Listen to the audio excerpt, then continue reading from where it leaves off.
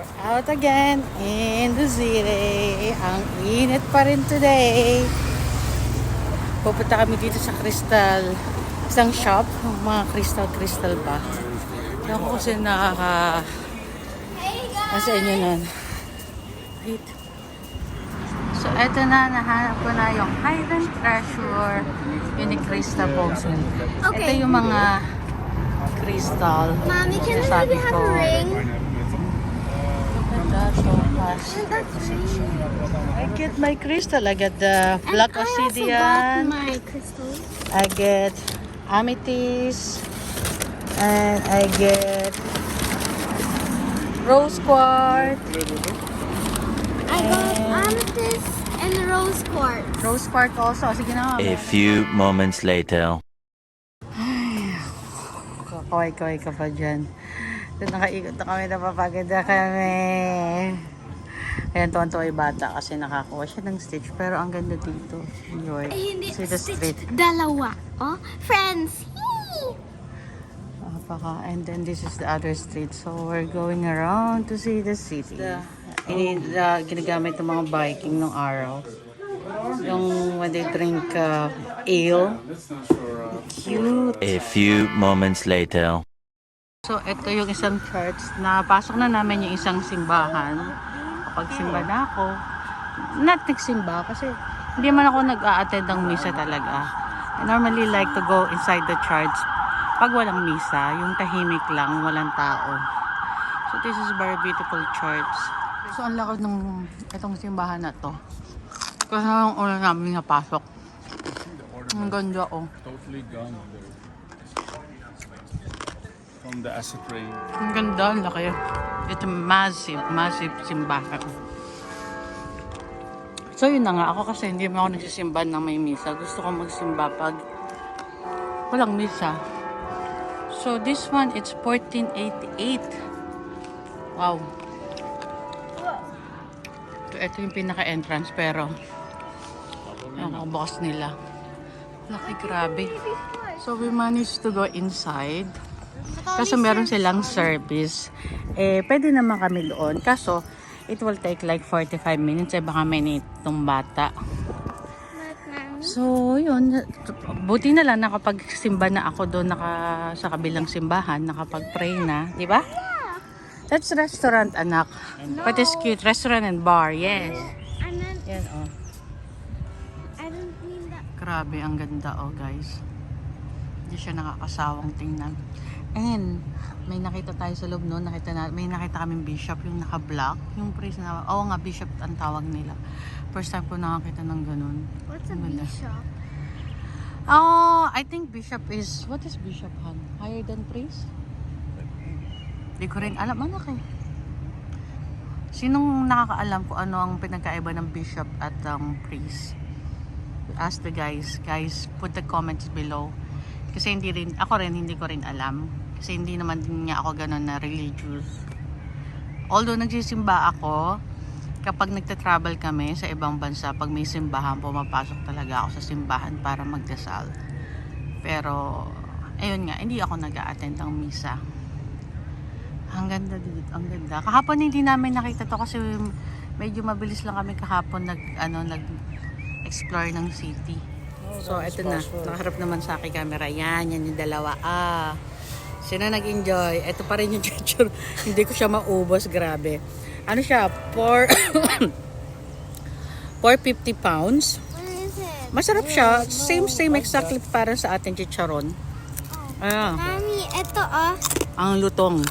Wow. Ma, pwedeng narinig yung lutong. Mommy, look. Wait lang, anak. Masarap tong pulutan pag umiinom ka ng beer. Pero, hindi na kaya ng powers ko. Cholesterol is waving. So, yeah. Curious kasi ako kung anong lasa eh. So, yun nga. Parang inantala sa atin. Sino nakakaalam ng inantala? Pero, eto, mas malutong. Kasi inantala, piniprito pa yun sa atin eh. Ito, dinipry nila, and then in oven.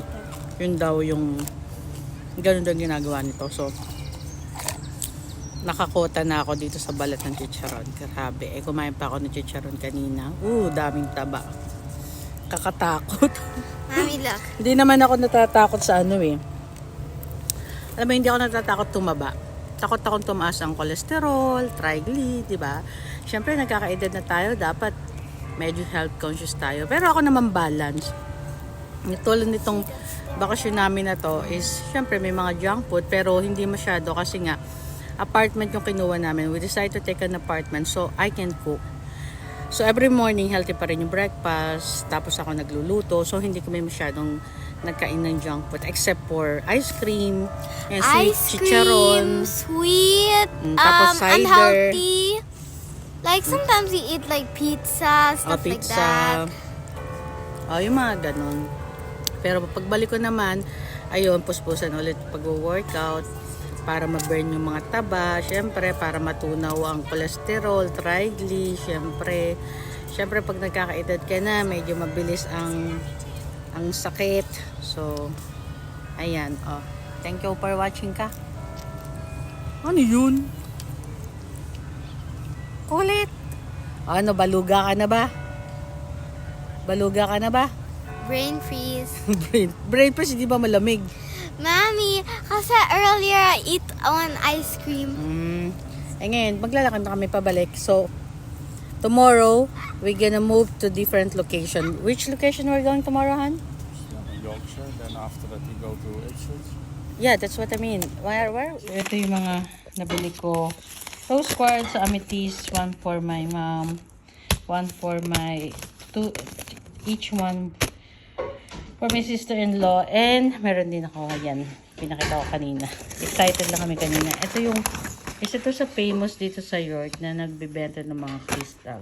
I already have Tapos nakakatuwa, like, no, may nakita tayong babae yung may nakasuot na witch. Kasi dito pala, sa York, before they still believe in witch thing, mga witchcraft. Kaya marami kang mabibilan dito ng mga shop na about sa witch. Di ba, like? about history, like Yeah, those yeah. kind of And books ghosts. Yeah, They and the believe in ghosts. ghosts here. Yeah. Sa York. Ito yung nabili ni Alec. She bought the rose quartz. Ito, ano to? Amethyst? Yeah, amethyst. Amethyst. Like, should I show you guys like good? Like, wait. Yeah. Like, this is a perfect round, and this is only 1 pound, and it's a perfect round, and then like this. Tapos meron siya nito yung clear crystal. And then, of course, my stitch. Crazy about Stitch. Pero ang ano pala nito, scented pala yung paper. Bango niya. I don't know. It's not like I really believe in this kind of things. Just like, it's very, how do you call it? I love to wear it. It feels good, right? Yeah, I love to wear It feels good. It's beautiful. Although, pag matutulog ako, tinatanggal ko siya. Me too. Then, pag-gising ko, ang una-una kong ginagawa, pagbangon ko, isusot ko siya ulit. Kasi, the one they're saying is you have to wear it all the time. So, yan. So, rose quartz is about attracts love, support. Marami actually itong nagagawa, especially yung amethyst. Ito yung black, nakalimutan ko na yung pangalan, black something. So, yan. Mommy, are you broken-hearted? Because then you need this. No, it's not only for broken-hearted. Yeah, I know. Rose quartz is actually for fertility, love, patient, calmness, happiness, attracts, Love how supports you call the it? broken-hearted. so many things. It's, Really? yeah, It's yeah, a yeah. ghost. Yeah, it's so many things that Amethyst. rose quartz. Amethyst is also the same. Amethyst naman is for anxiety, if you're having some anxiety, depression, Healing, AIDS, soothing. It's like cleansing. lavender. That's why the color is like lavender. Yeah. But again, this is not like really like you should believe, you know, like that. As they said, if you believe this is like it's in our mind. Parang kumbaga ganun. And for me, it's like it's fine. I just love wearing it. Yeah, me too. Like, look. Yeah, Alec also has. But I don't have so many The bags. first time we bought is in Netherlands, dun sa Cueva, sa Valkenburg, di ba? Yeah, Falconer. That's the first time like I saw it and I read about the stone and this crystal thing. Yeah, and Mommy, there, And this shop though, where we bought, it's ano siya talaga, legit. Kasi, pag bibili ka rin ng ganito, kasi may mga ganitong bibili is fake. Yung mga plastic or glass lang. Eh, ito talaga yung binili namin.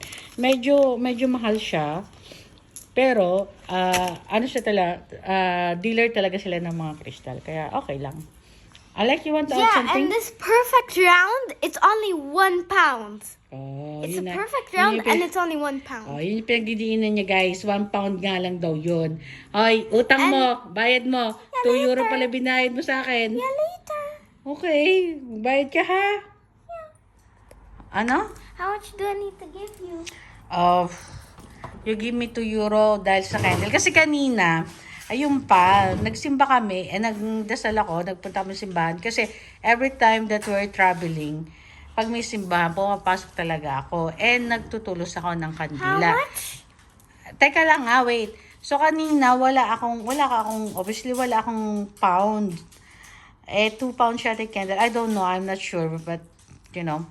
So, binigyan mo ako ng 2 euro kanina. So, kulang ka pa ng 6 euro. 7 euro. You have to pay me 7 euro pa. Kasi, yung pinambibili niya, by the way guys, lahat ng binibili ni Alec, hindi kami bumibili niyan. Sa ipon niya yan. As a previous video, she worked hard to earn money. Tapos, iipunin niya. So, pag nag-travel kami, she has money to buy the things she want. So, that's the Mommy, thing. Pwede bang offer that I 6 euro na lang? Hoy, 7 euro yung... Ang daya mo, ha? Anyway, say mo na bye. Bye.